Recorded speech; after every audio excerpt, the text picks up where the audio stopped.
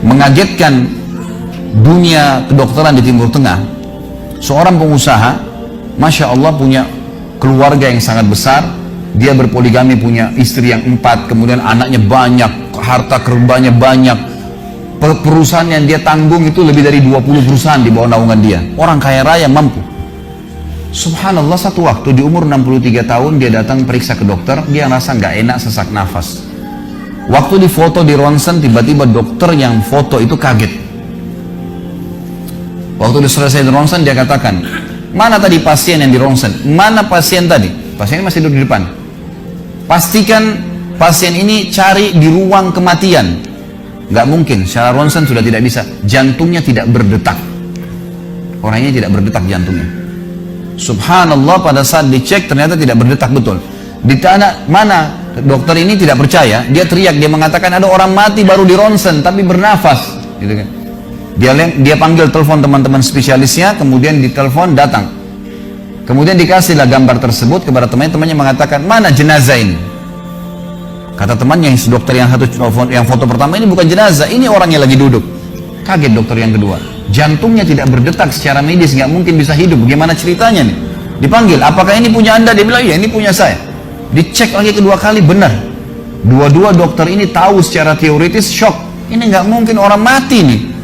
Nggak ada ceritanya nih. Dipakai alat USG pun jantungnya tidak berdetak. Kok bisa hidup nih? Bisa ngobrol. Telepon teman-temannya, sampai dokter-dokter yang asli dari Jazirah Arab pun yang ada di Eropa, dokter spesialis pada datang keesokan harinya cek, nggak percaya kejadian ini. Dicek ternyata benar. Kemudian ditelusurin lah, kira-kira bagaimana bisa orang ini masih bernafas, masih ngomong. Si pasien ini mengatakan, ada apa sebenarnya? Dia bilang, orang seperti Anda nggak mungkin hidup, sudah mati. Lalu kata dia, apakah orang seperti saya, jantung tidak berdetak, bisa punya keluarga? Mereka bilang mustahil. Dia bilang, saya punya istri dan saya melayani mereka. Apakah orang seperti saya bisa bekerja? Dia bilang mustahil, saya menaungi 20 perusahaan saya. Semuanya bisa berjalan. Mereka nggak percaya.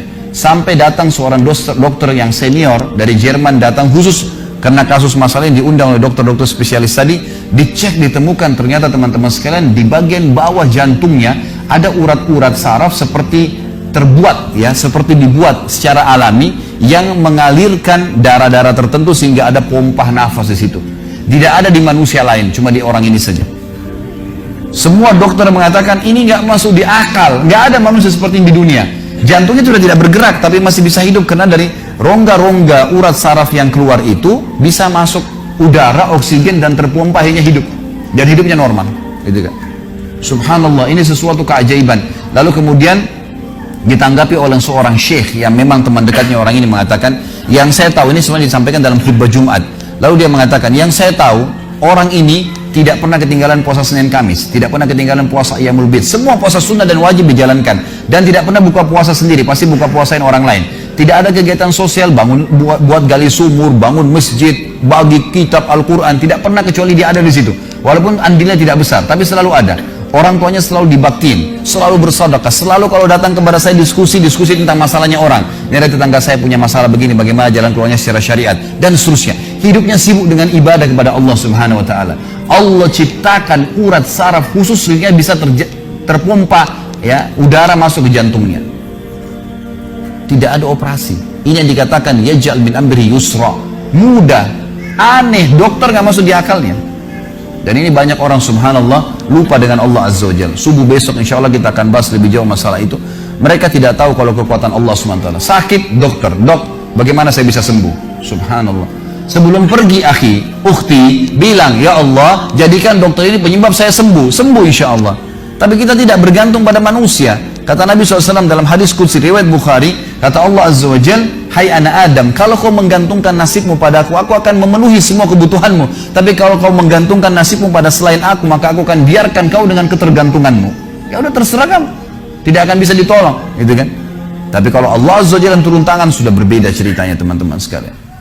أمي كم أهواها أشتاق لمرآها وأحن لألقاها وأقبل يمناها.